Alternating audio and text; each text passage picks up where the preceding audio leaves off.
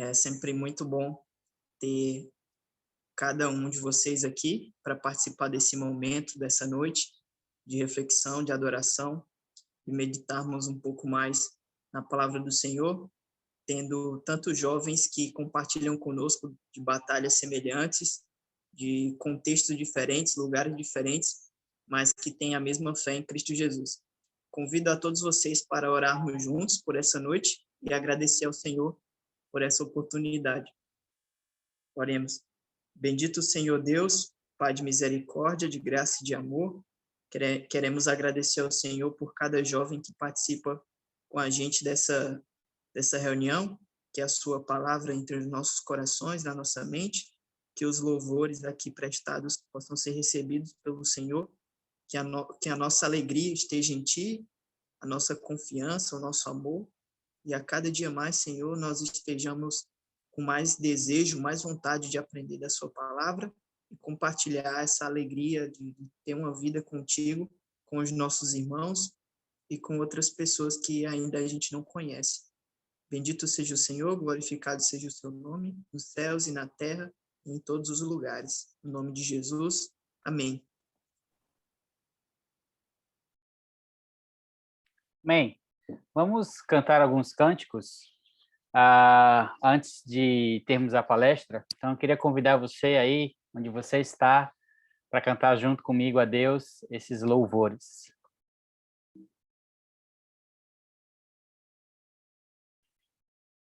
Eu perdido pecador, longe do meu Jesus, abatido e sem vigor, a perecer sem luz. Meu estado Cristo viu, dando-me sua mão, e salvar-me conseguiu da perdição.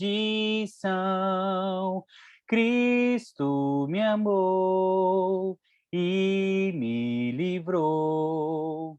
O seu imenso amor me transformou. Foi seu poder, o seu querer.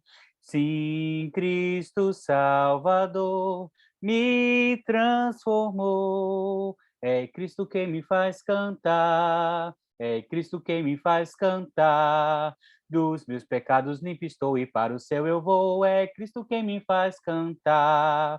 Ao mundo vou anunciar, ao mundo vou anunciar que Cristo salva o pobre pecador por seu amor. É Cristo quem me faz cantar.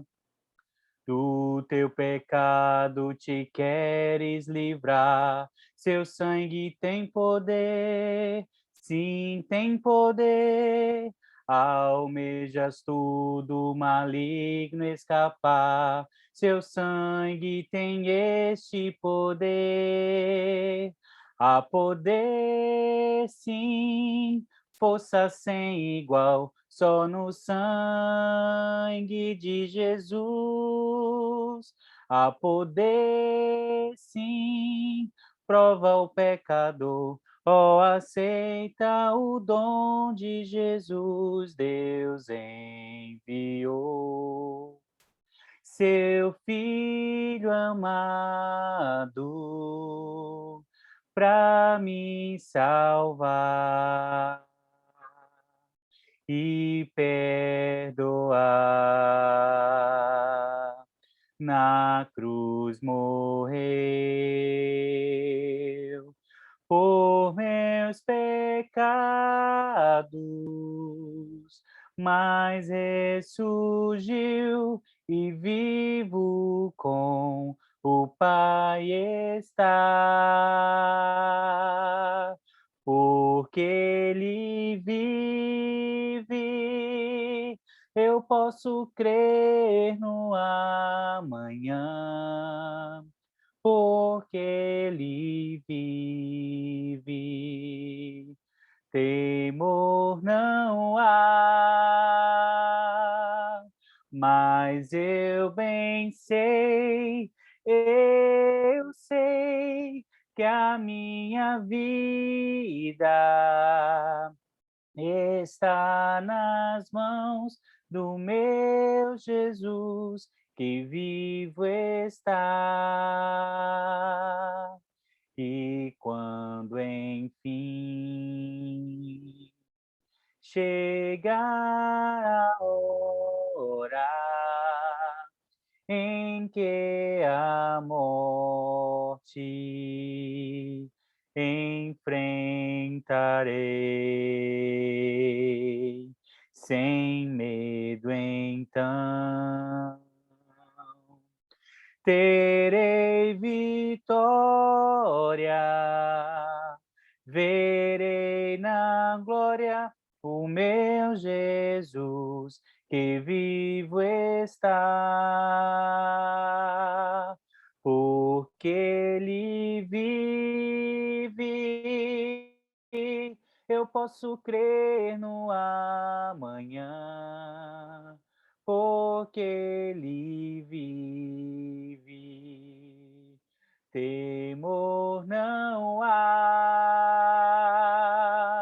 mas eu bem sei, eu sei que a minha vida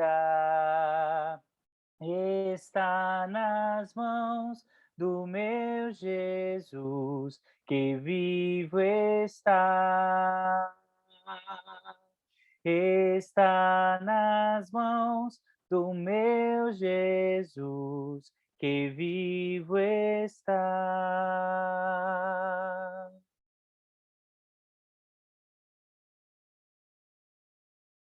Ok, Israel, já é agora?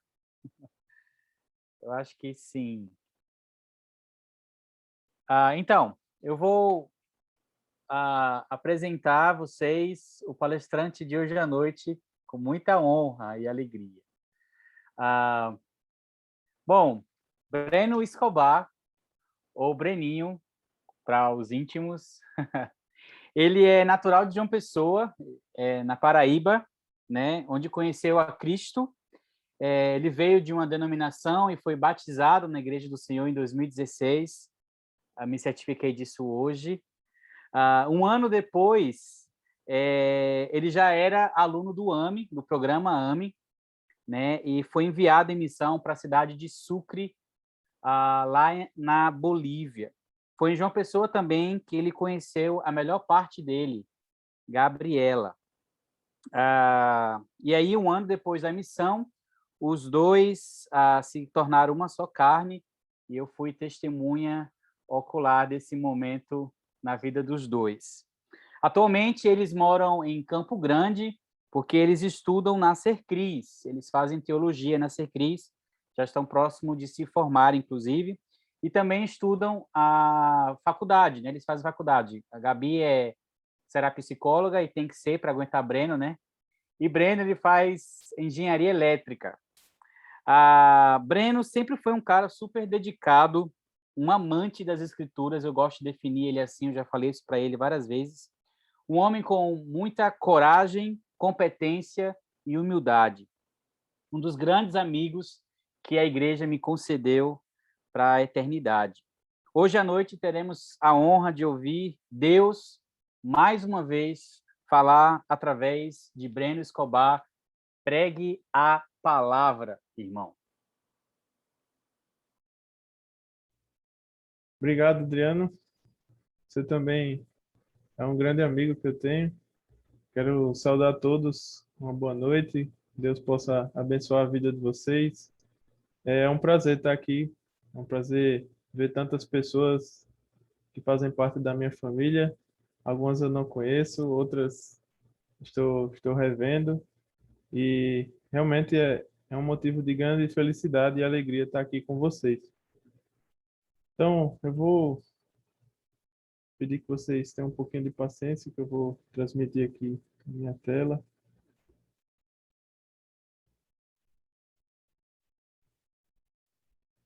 Vocês conseguem ver? Tá dando para ver a minha tela? Sim.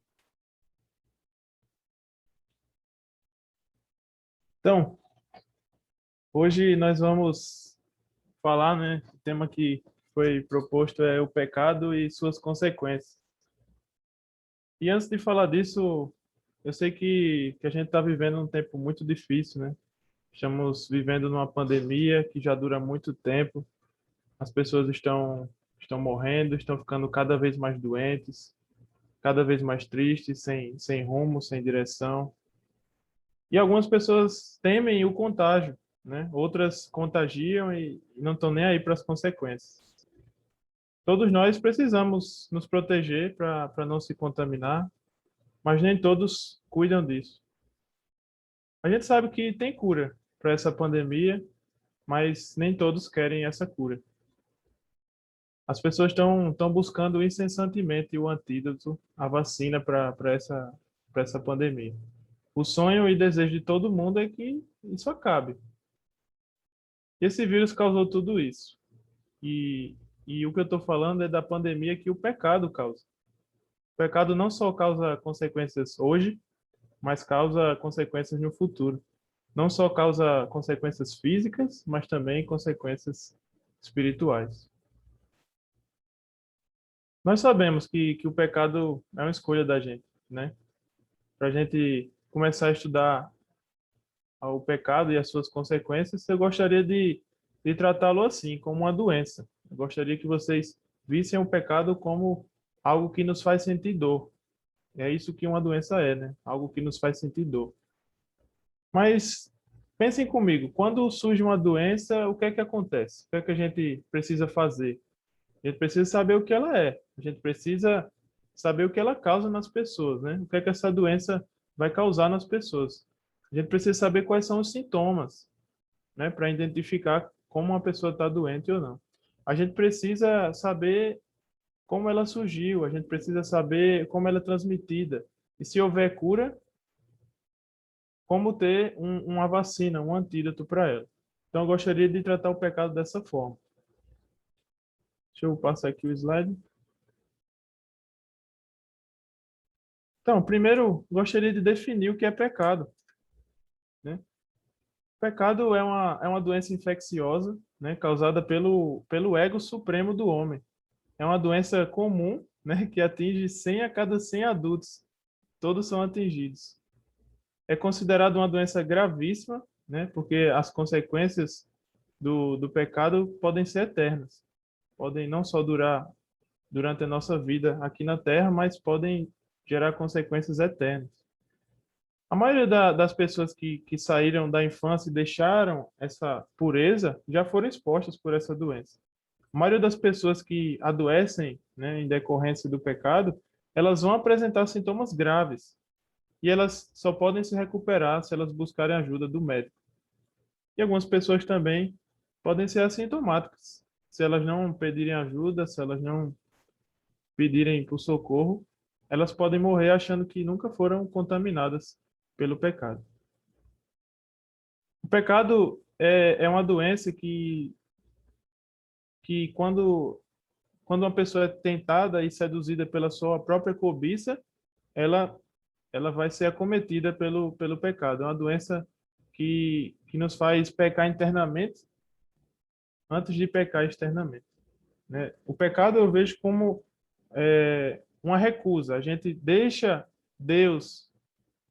não deixa Deus ser Deus e a gente toma o lugar dele. A gente acaba sendo o nosso próprio Deus, né? Eu vejo o pecado dessa forma. Então, o pecado é o pensamento de que a gente sabe mais do que Deus, a gente é melhor do que Deus, né? E quando a gente peca, o relacionamento da gente com Deus é traído, é rompido, é destruído, porque a gente toma o lugar dele, né? E o pecado é uma questão importante para Deus. Então, é pecado quando a gente decide fazer algo por nossa conta e risco, quando a gente desagrada a Deus. Pecado é algo que a gente não teria orgulho de contar para todo mundo, não é verdade?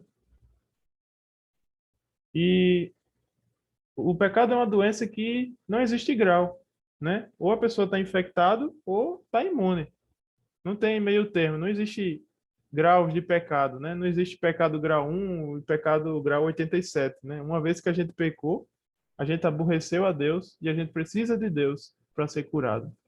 Caso contrário, as consequências para a gente podem ser severas, né? Algo que eu achei muito interessante é que na Grécia Antiga, deixa eu dar um zoom aqui.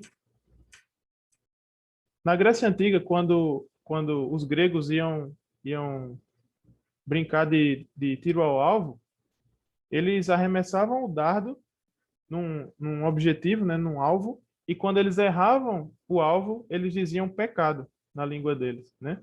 E essa palavra foi sendo usada para o pecado.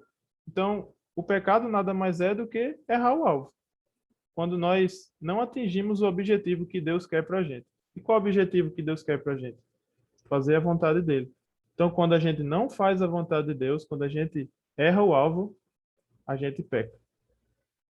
Então, eu gostaria que vocês também pensassem nos sintomas e na forma de contágio que o pecado tem. Vou passar aqui. Então, o que é que a doença causa, né? Algumas das coisas que o pecado causa, que essa doença espiritual causa, a gente encontra em Gálatas 5, 19 ao 21. Mentira, imoralidade sexual, impureza, sensualidade, idolatria, bruxarias, ódio, brigas, ciúmes, iras, egoísmo, rixas, divisões, inveja, embriaguez, orgias e coisas iguais a esta. Então, tudo isso são sintomas do pecado, dessa doença. Alguns outros sintomas, né, que a gente bem conhece é desmotivação, desânimo, enfraquecimento da fé, a gente se afasta do convívio da irmandade, a gente diminui o autoexame, a gente para de olhar para dentro de si e já não acha mais pecado, acha normal. A gente perde o hábito de orar, de ler a palavra, né? E às vezes a gente sente que somos sujos, que a gente não vale nada. Esses são alguns sintomas. E se a gente se encontra aqui nessa lista, a gente deve ter bastante cuidado, porque é um sintoma de que o pecado está nos afetando. E se você consegue enxergar também isso em alguém, tente cuidar dela.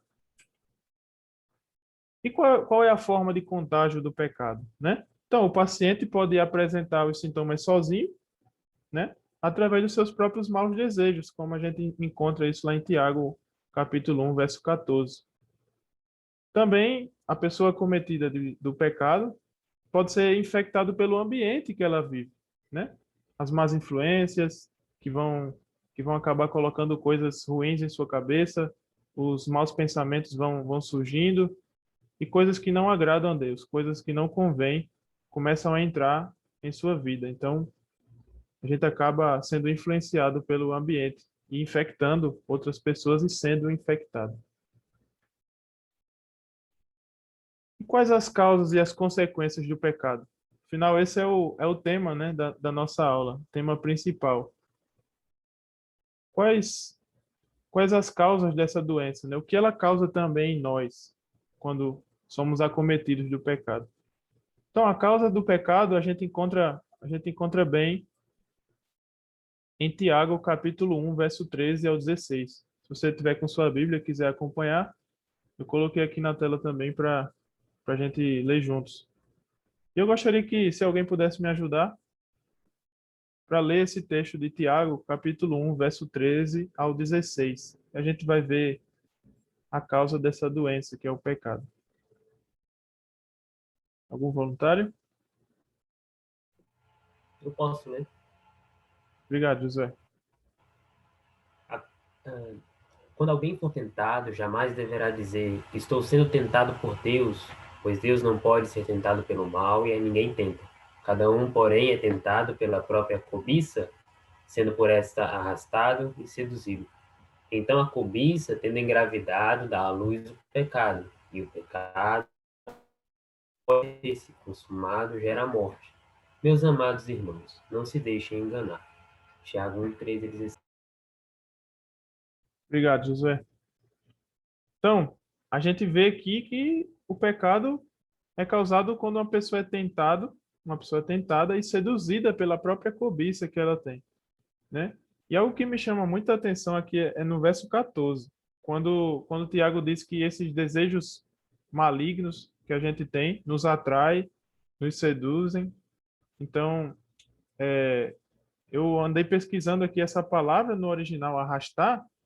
Essa palavra tem um sentido de pescar, de capturar com a isca. Então, quando nós somos atraídos, arrastados a pecar, é como se nós fôssemos pescados, como se fôssemos peixes, né?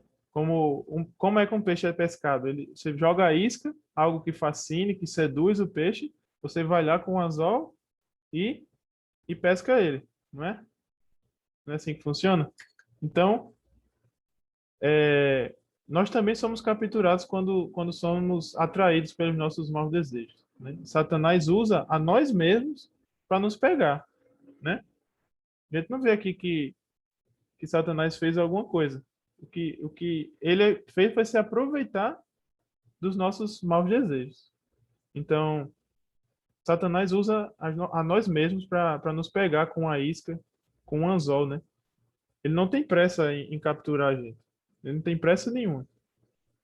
E uma vez que somos pescados, pecamos, né? Então, e quando a gente peca, a gente vê no versículo 15, nasce a morte espiritual.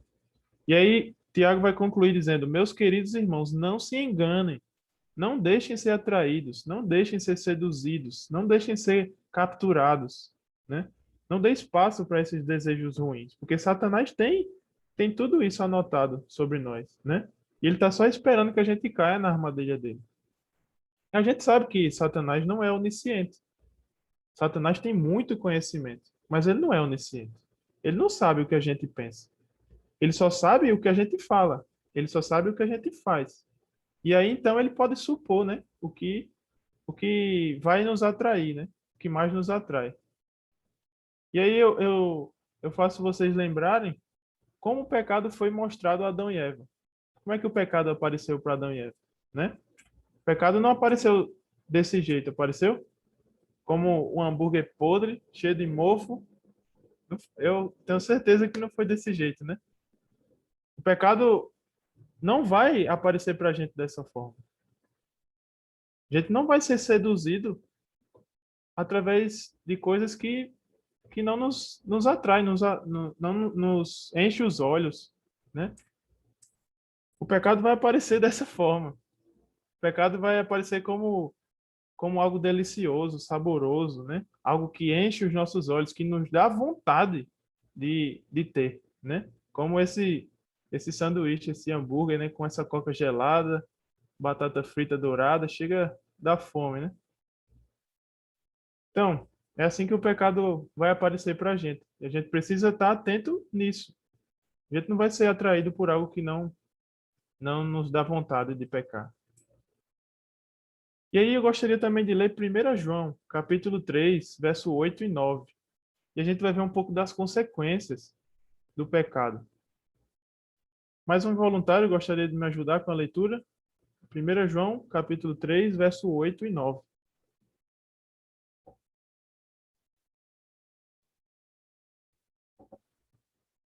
Eu posso ler. Obrigado. Aquele que pratica o pecado é do diabo, porque o diabo vem pecando desde o princípio. Para isso o Filho de Deus se manifestou, para destruir as obras do diabo. Todo aquele que é nascido de Deus não pratica o pecado, porque a semente de Deus permanece nele. Ele não pode estar no pecado, porque é nascido de Deus. Obrigado. Então, a gente vê claramente aqui, né, que aquele que pratica o pecado é do diabo. É até duro ouvir isso, né? Não sei para vocês, mas fazendo essa aula e lendo esse texto várias vezes, aquele que pratica o pecado é do diabo, cara, não desce direito, né? E ele vai dizer que o diabo vem pecando desde o princípio. E é para isso que o Filho de Deus se manifestou, justamente para destruir essas obras do diabo que já são obras bem antigas, né? Desde o princípio.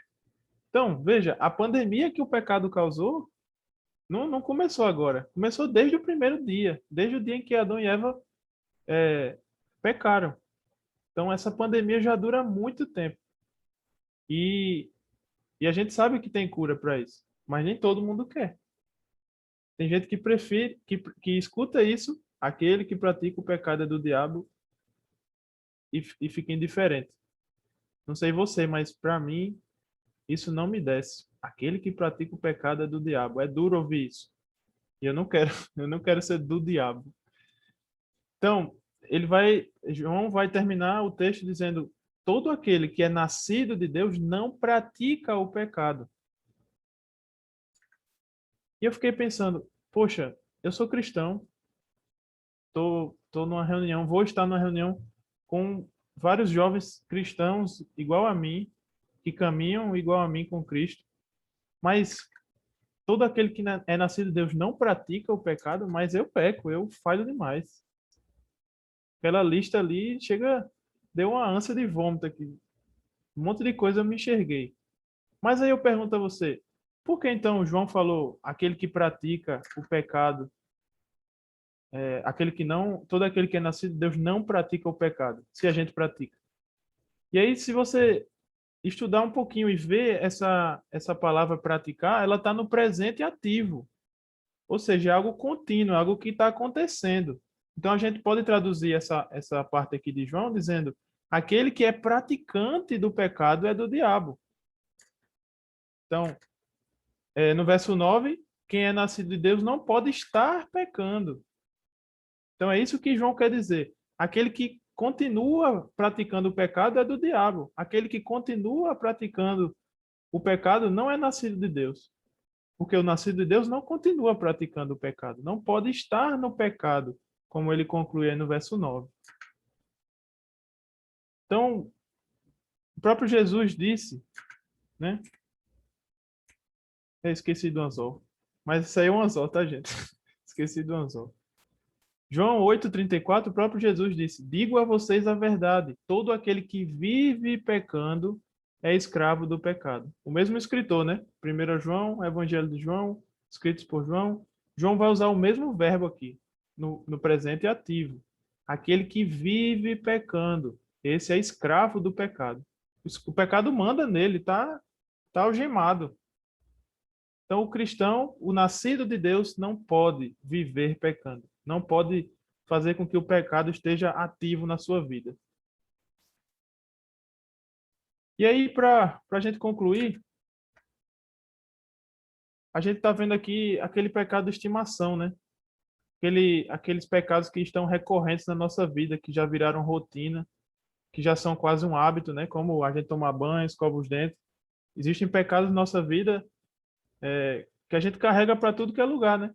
Tá com ele em casa, sai para o shopping, leva também, vai para a igreja, leva.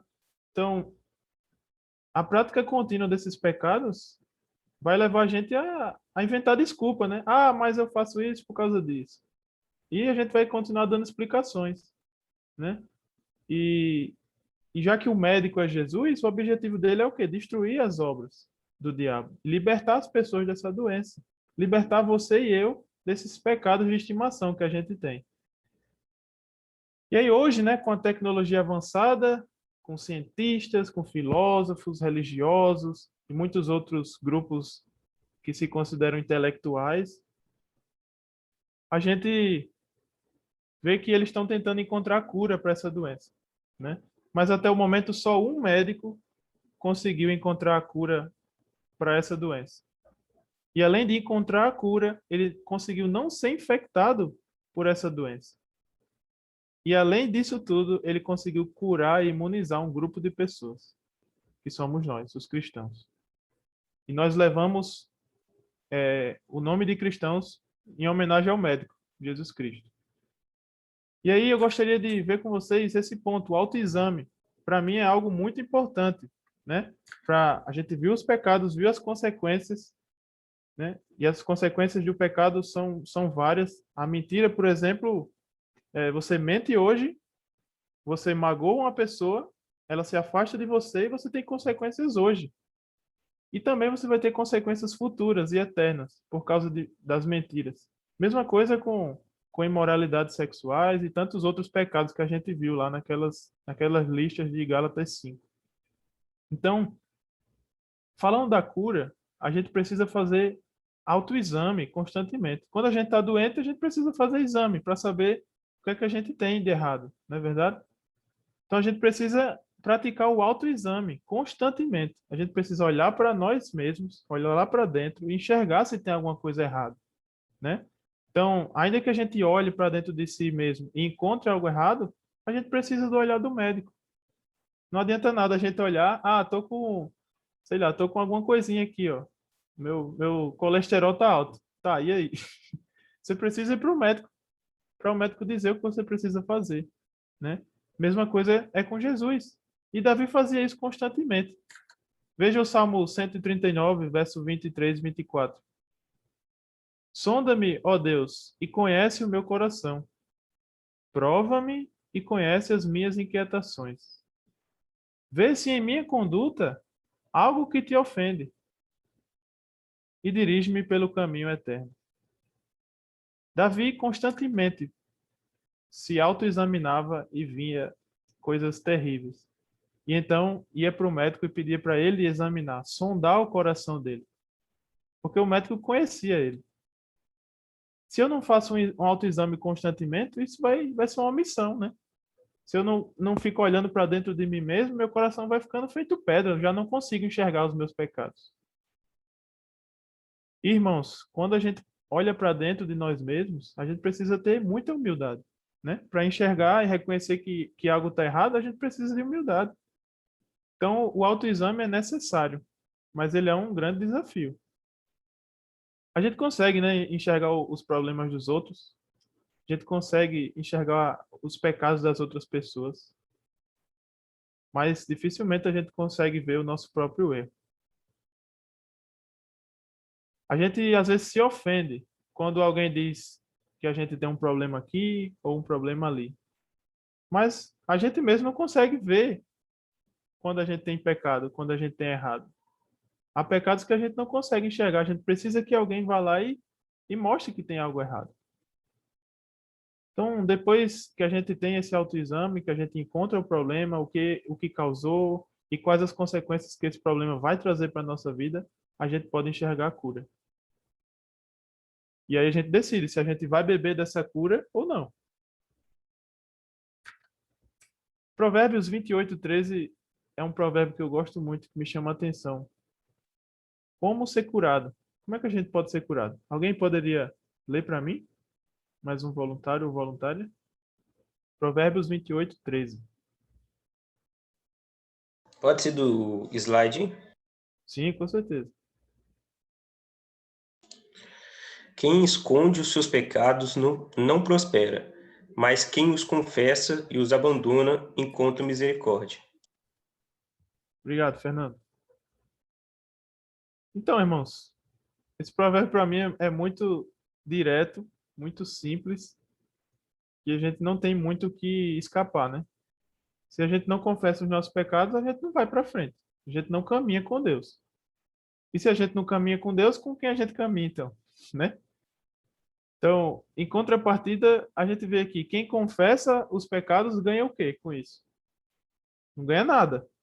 Quem confessa os pecados não ganha nada. A não ser que essa confissão venha acompanhada de uma mudança. Então, se eu confesso e não abandono o meu pecado, eu sou um mentiroso. Né? Sou um mentiroso, essa é a verdade. E a verdade não está comigo. Mas se eu confesso e abandono, se eu mudo de vida, se eu mudo de direção, o que é que eu encontro? Eu encontro um abraço do Pai, eu encontro a misericórdia. Então esse provérbio para mim é algo que me ensina bastante. Quem esconde os seus pecados não prospera, mas quem os confessa e os abandona encontra misericórdia. E finalmente é a cura. Jesus é a cura. A gente viu lá em 1 João, capítulo 3, né, verso 8 e 9, as consequências da gente alimentar o pecado de estimação e dar de comer a ele, né, e andar com ele em nossa vida espiritual. Mas versículos antes dessas consequências, a gente vê o alívio, em 1 João 3, do 5 ao 7. A gente vê a solução, a gente vê a vacina para o pecado. Pediria que mais uma pessoa pudesse me ajudar com a leitura de 1 João 3, 5 ao 7.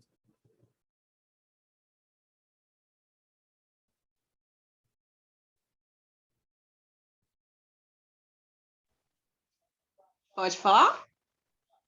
Pode. Muito obrigado. De nada. Vocês sabem que ele se manifestou para tirar os nossos pecados e nele não há pecado. Todo aquele que nele permanece não está no pecado. Todo aquele que está no pecado não o viu nem o conheceu. Filhinhos, não deixe que ninguém os engane. Aquele que pratica a justiça é justo, assim como ele é justo. Obrigado. Então, a gente vê aqui que Jesus é a única cura para o nosso pecado. Somente em Jesus a gente tem a solução para essa enfermidade. E essa doença matou e mata milhões e milhões de pessoas. Se a gente quer vencer tudo isso, a gente precisa tomar uma decisão. E essa decisão tem que ser todos os dias. A decisão é agradar a Deus, é ler a palavra, é conhecer a vontade de Deus, saber qual o alvo que a gente tem. A gente precisa orar, ter relacionamento com Deus. E, acima de tudo, a gente precisa colocar a palavra de Deus em prática. A gente vê nesse texto, irmãos, que Jesus tira os nossos pecados. Mas se a gente se a gente permanece nele, estamos livres, estamos imunes do pecado. E algo que me chama muita atenção, que me faz se sentir acolhido por Deus, é quando João escreve filhinhos. Não deixem que ninguém os engane. Aquele que pratica a justiça é justo, assim como Deus é justo. Então, irmãos, eu sei que você já é um cristão, sei que você tem seguido a Jesus, assim como eu. A gente cai, a gente se levanta constantemente, mas a gente precisa um dos outros. A gente precisa uns dos outros para nos examinar. Só o autoexame, às vezes eu não consigo enxergar. Eu não consigo ver o que tem nas minhas costas. Às vezes eu pergunto a Gabi, Gabi, tem uma espinha aqui incomodando, é o que é? Ela vai olhar e vai me dizer o que é. Eu não consigo enxergar. Eu preciso dela. Meu cabelo às vezes fica grande. Passo meses sem cortar o cabelo. Agora estou em semana de prova, estou parecendo um Bin Laden. Gabi disse, Breno, vai cortar o cabelo. Ela enxergou isso. Eu não consegui enxergar que meu cabelo estava tão grande, né? A gente precisa um do outro para se examinar. E se a gente continua pecando sem avaliar as consequências, isso é terrível. Ninguém aqui quer viver longe de Deus. A gente precisa de Jesus todos os dias. A gente precisa se consultar com Ele. A gente precisa expor os nossos problemas, as nossas dificuldades, as nossas feridas. E Ele vai nos sarar. Ele vai nos dar a cura. Muitas pessoas não fazem isso. E essa também é a nossa missão, ajudar as pessoas a beber da fonte de água viva, que é Jesus. Então, irmãos, o desejo de Cristo é que sejamos filhinhos, é que sejamos filhos amados de Deus, como Jesus é. Que a gente possa ser aperfeiçoado cada dia mais pelo médico dos médicos. Esse é o desejo que tem no meu coração e queria compartilhar isso com vocês. Que Deus possa abençoar a vida de cada um e é isso que eu tinha preparado para hoje. Muito obrigado.